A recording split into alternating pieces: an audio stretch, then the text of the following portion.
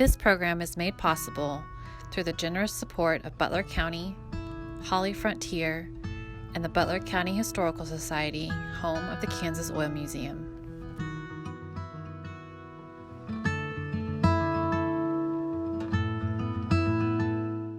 Welcome to Kansas Crossroads. Butler County is the largest county in the state of Kansas at 1,440 square miles, larger than the state of Rhode Island. El Dorado was platted in 1868 and officially incorporated September 12, 1871. However, the origins of El Dorado can be traced back to 1857, when a Captain Joseph Cracklin and a group of Free Soil men founded the El Dorado Town Company. This group traveled from the Lawrence area to what we now know as El Dorado. A settlement was placed at the confluence of the Walnut River and the Old California Road. The term El Dorado means golden land, and certainly in some parts of the country they pronounce it El Dorado, but here we call it El Dorado.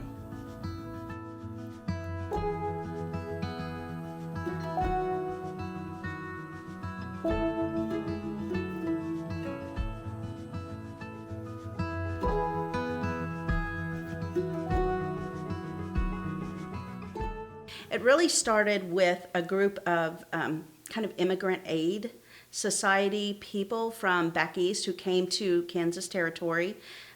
They came to Lawrence, Kansas, and there the group of men kind of formed a town company party.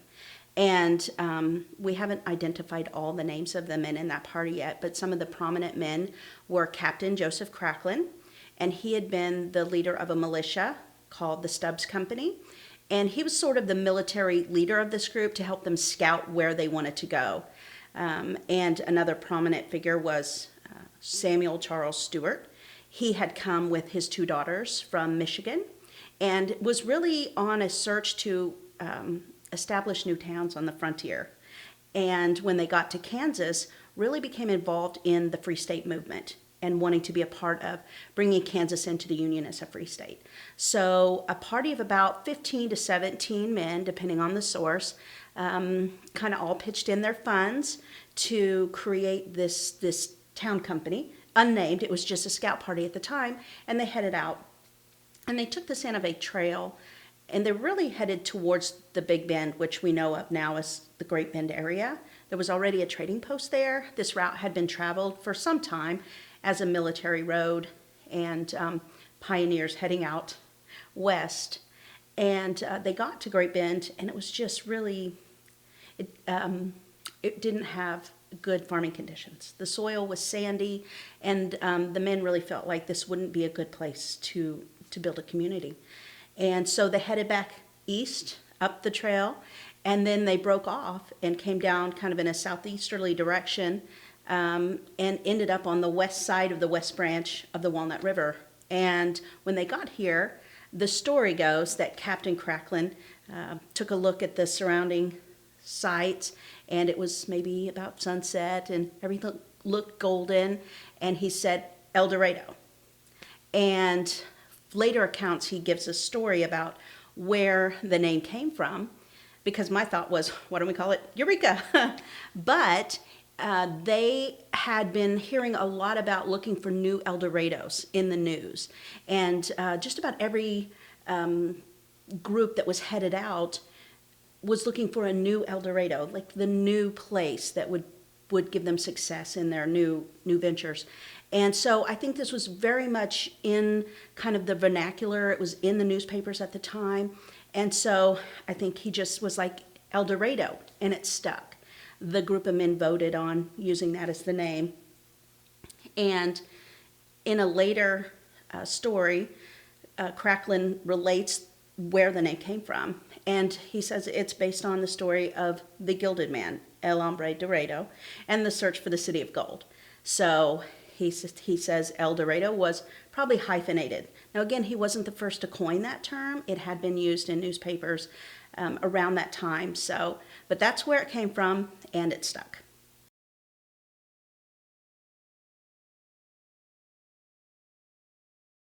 The earliest trading post, a little south of here along what is identified as the Cherokee Trail.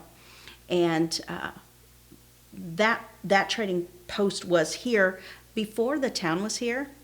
And then Martin's dry goods store was another kind of trading post which grew up to serve the community as early as maybe 1858, 1859.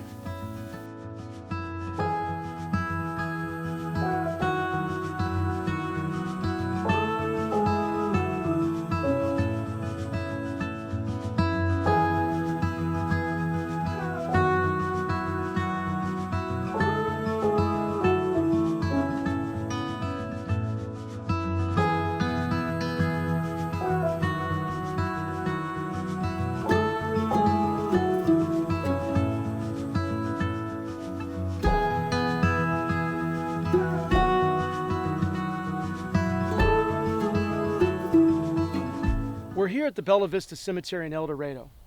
Bella Vista, Sunset Lawns, and the other cemeteries of the El Dorado area are full of pioneers, founders, residents, and the past of El Dorado. Each stone tells a story, and it brings up a curiosity about a person. These cemeteries have everything from Civil War soldiers all the way up to the present. The stories aren't about one group, but many people who made up this community, diverse people. Reuben Waller was a former slave and later a Buffalo soldier who lived most of his life in El Dorado, dying in 1945 at the age of 105.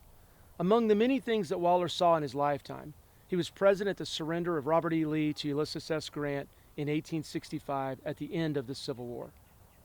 Later, during the Indian Wars, he rode to the relief of George Forsyth's scouts at the Battle of Beecher Island in Colorado Territory in 1868. Charles Seelig was one of the youngest soldiers to serve in the Civil War when he joined the 2nd Kansas along with his father. Joining at the age of 12, he served 3.5 years as a drummer boy, and after the war he came to El Dorado and worked for Allen White, the father of William Allen White. Later, Seelig became the mayor, a councilman, and finally a delegate to the 1912 Republican National Convention. In the early days of El Dorado in Butler County, it was not uncommon for the county seat to change locations. El Dorado became the permanent county seat in the early 1870s, however, not without a fight and legal challenges. The problem was resolved, and the building of the courthouse was completed. The courthouse that stands today was started in 1908 and finished in 1909.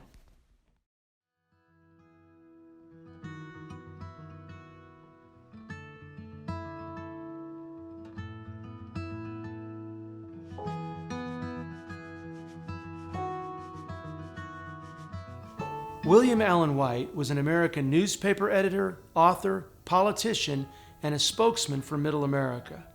Born in Emporia, he lived most of his childhood in El Dorado, where his parents lived near Central and Vine.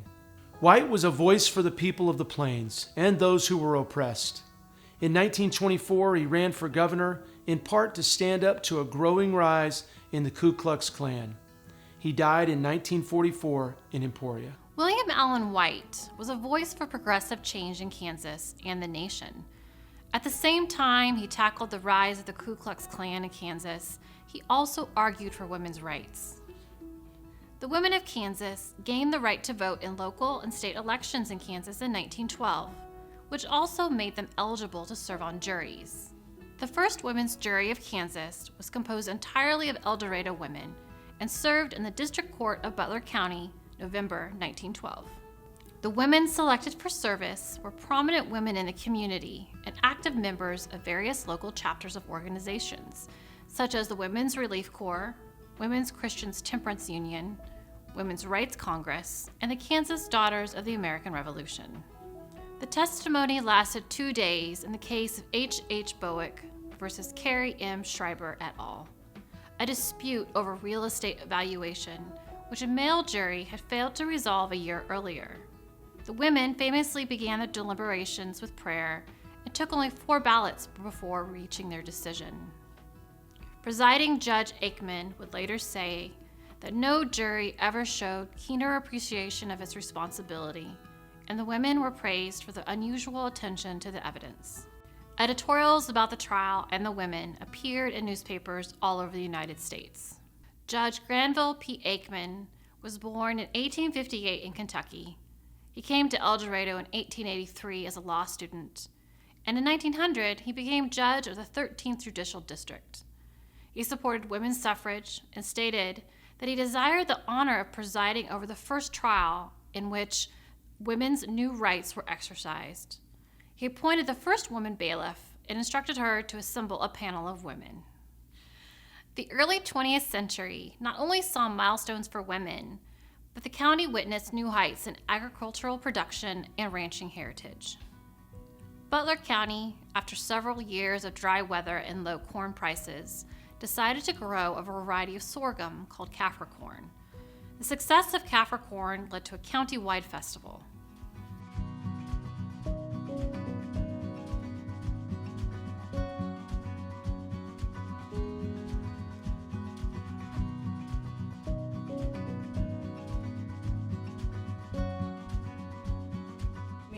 His cattle herd started in 1898, and that was again his cow herd, and this was where the roots of my father's herd came from, and that was something of which everyone sought, and that all cattlemen wanted some of that Hazlet stock.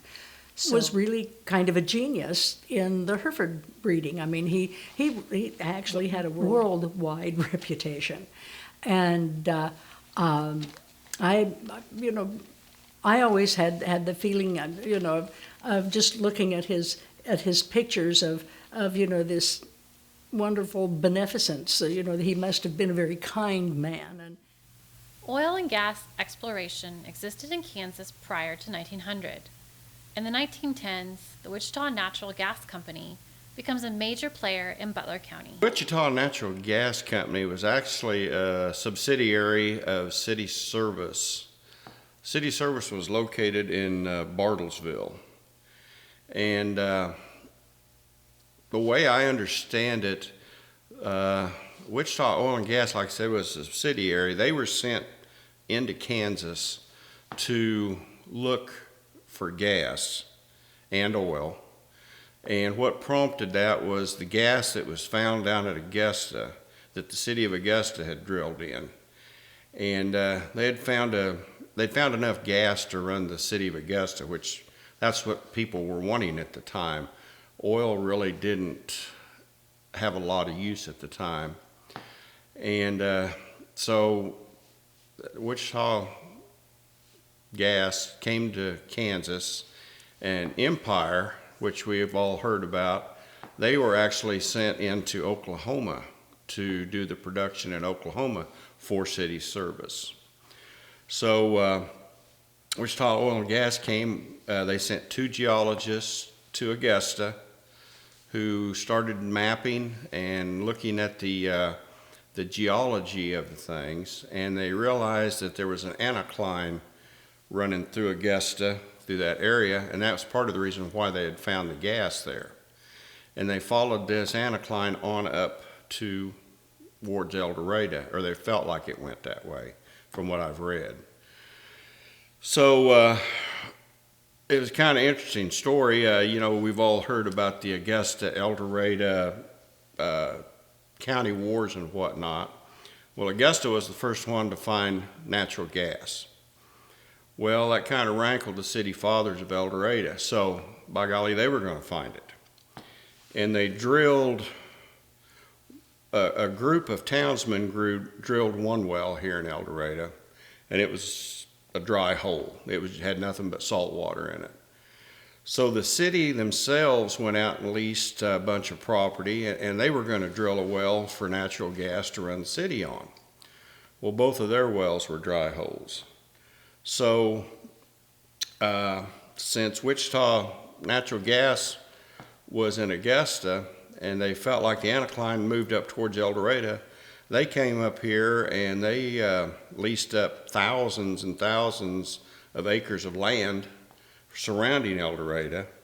And then they went to the city fathers of El Dorado and said, hey, we'll buy your 798 acres that the city had leased up. We'll give you $800 for it. And the city fathers said, okay, that's fine, but there's a couple of stipulations. And one of those was that they were to drill one well on the city's leases, and if it did not become a marketable well, they were to drill a well on Wichita Gas's lease. And these wells had to go to 3,000 feet. Well, they drilled the first well and it was a dry hole.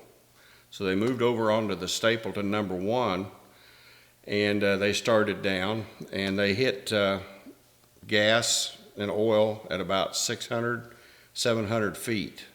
But due to the requirements for that the city fathers had put on them, they had to drill on down towards 3,000 feet. And subsequently, they found the actual Stapleton zone at about 2,600 feet. And it was a very marketable zone. It came in at about, I believe they said 135 barrel a day, which that in turn proved to them that their anticline idea was right, and that's what started the El Dorado pool. The 20th century saw the coming of oil to El Dorado and Butler County. At the Kansas Oil Museum, many of the things that we do have to do with the oil exploration of that period, from 1915 to 1945 and beyond. Stapleton number 1 was the first strike that helped discover the El Dorado oil field. In September of 1915, the Wichita Natural Gas Company staked a test near Oil Hill on land belonging to John Stapleton. On October 6, a heavy showing of oil began at 549 feet, with the deepest pay zone hit at 2,465 feet. This discovery touched off a boom never before or since equaled in Butler County. Stapleton number 1, like I said, proved that their geology was right. Okay, so then they just started stepping out, trying to find the boundaries of the El Dorado pool. And they went 2 to 3 miles east and west eventually of the Stapleton. And the El Dorado pool reached, I don't know exactly, but I'm going to say it probably reached 4 or 5 miles north of the Stapleton and probably that much to the south. So, the impact was they knew there was something here, so they just started looking, they claimed that there was like 600 wells drilled the first year after the Stapleton was found. And, you got to consider the economic boom to the area from that, because this drilling went on 24/7. It never stopped. And it's hard to tell how many rigs were actually running at one time, all the people that came to town. We've talked that El Dorado and Augusta, they were going 24 hours a day, 7 days a week. I mean, there was just thousands and thousands of people coming to town, and if the guys worked at nights, they needed something to do during the day and vice versa. So it was quite a boom to everything, more than just the owners of the oil wells. El Dorado grew dramatically immediately after the Stapleton discovery, growing from 3,000 to 10,000 within 3 years. As oil was discovered in Butler County, the United States entered World War I in 1917. World War I accelerated the process of oil production. The El Dorado oil field, by the war's end in 1918, produced 29 million barrels a day. The El Dorado oil field, an area of 34 square miles, or 22,320 acres, produced 64% of Kansas output and at least 6% of the national output. After the Civil War, there was migration from the south to the north and to the west. But that really picked up after 1900 with the advent or increased industrialization. Many northern cities and communities had better jobs and better opportunities for whites and for African Americans. This was especially true for African Americans who wanted to escape the Jim Crow South.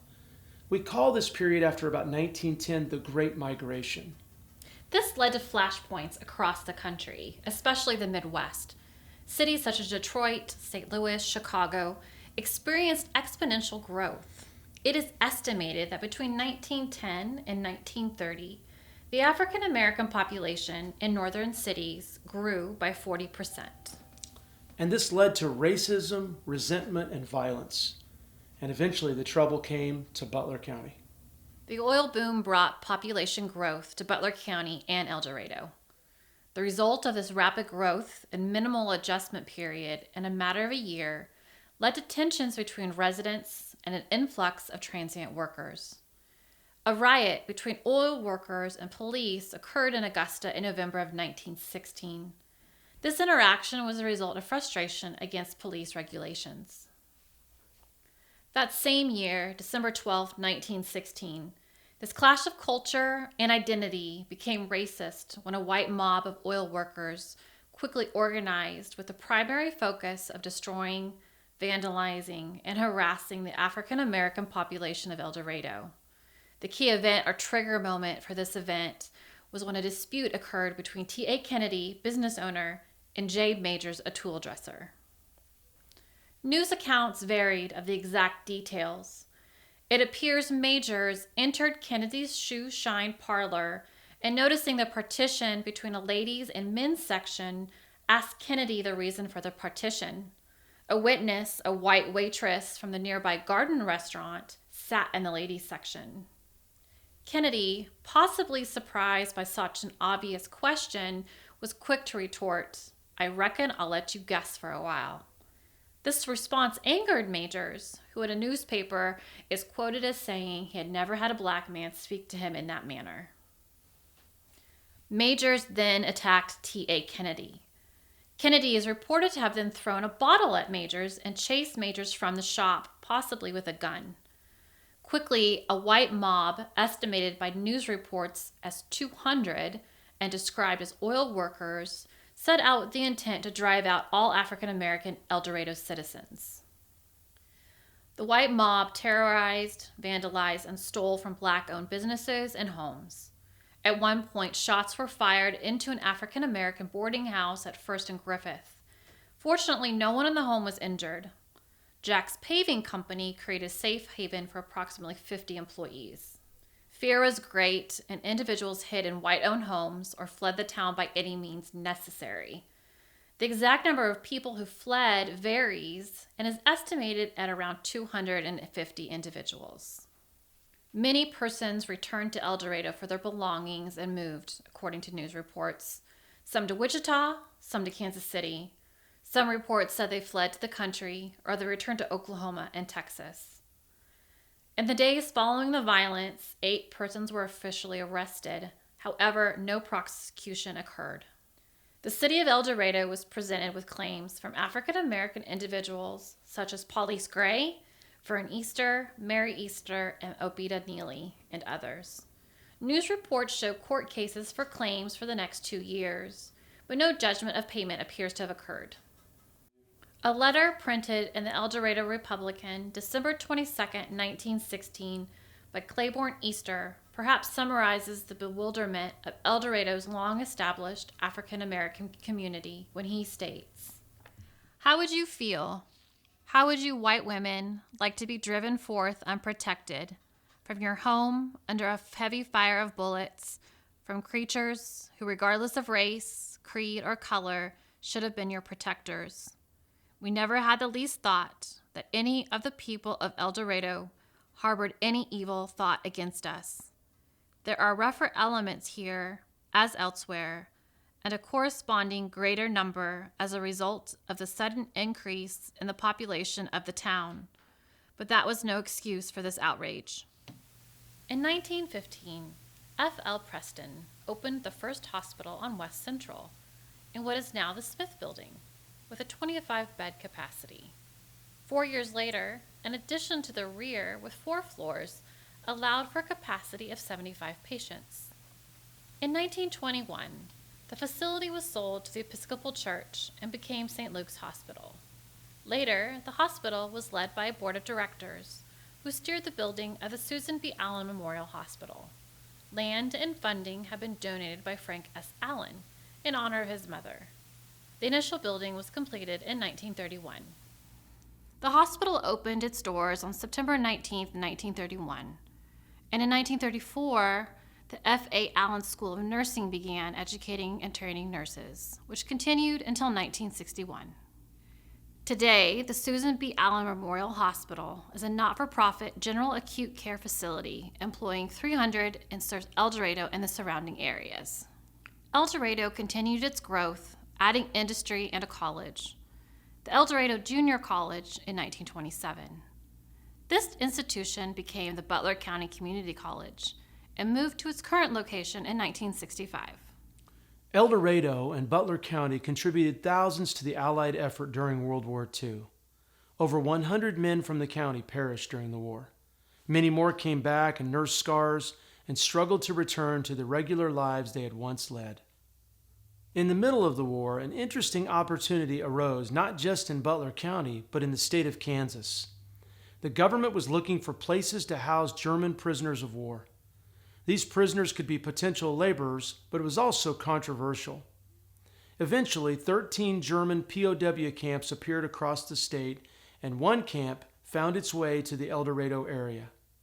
Among the many controversies involved, while area residents received some money and benefits from the government for housing them, and area farmers and ranchers could benefit from the labor, residents were also very uneasy about having these feared Nazi soldiers in and around their community. Initially, the plan was to house these soldiers at the Hazlet Ranch, but eventually that plan was revised and they were to be housed at the county farm. Even though a county commissioner argued that 97% of El Dorado was against the idea, the prisoners came, and at one point they numbered over 130. They were working on 47 different farms and ranches around Butler County. The camp was closed in 1946. El Dorado is home now to the World War II History Center, and stories of the veterans of the El Dorado and Butler County area have continued to come to light in recent years through the efforts of family members and researchers.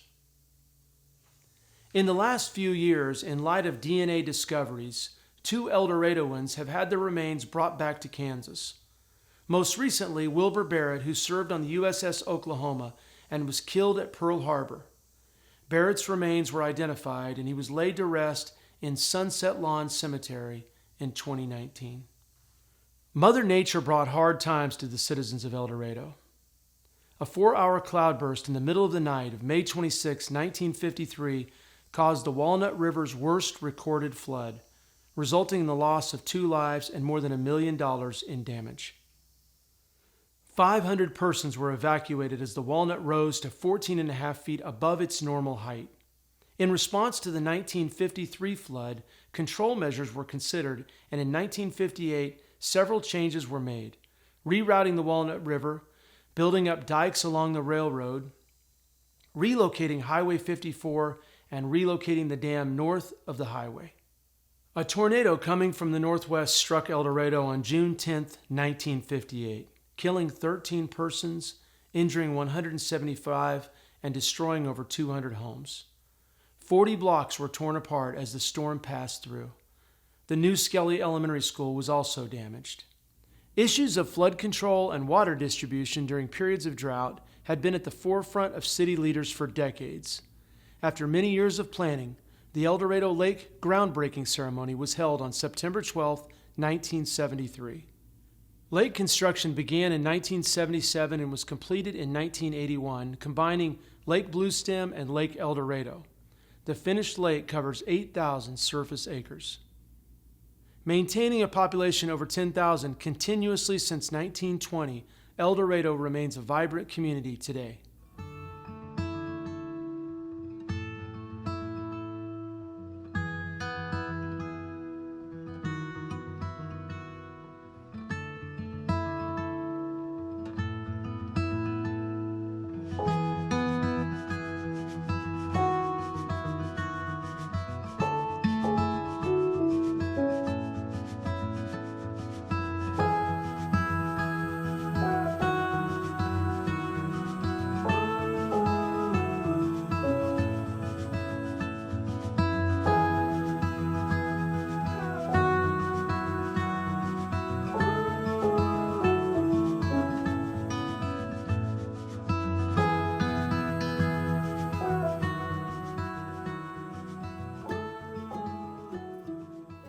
Today we've learned the story of Stapleton Number 1, where it really all began for oil production in the El Dorado oil fields. But El Dorado is still a very vibrant community today, with a population of over 13,000. Join us next time as we explore another story at the Kansas Crossroads.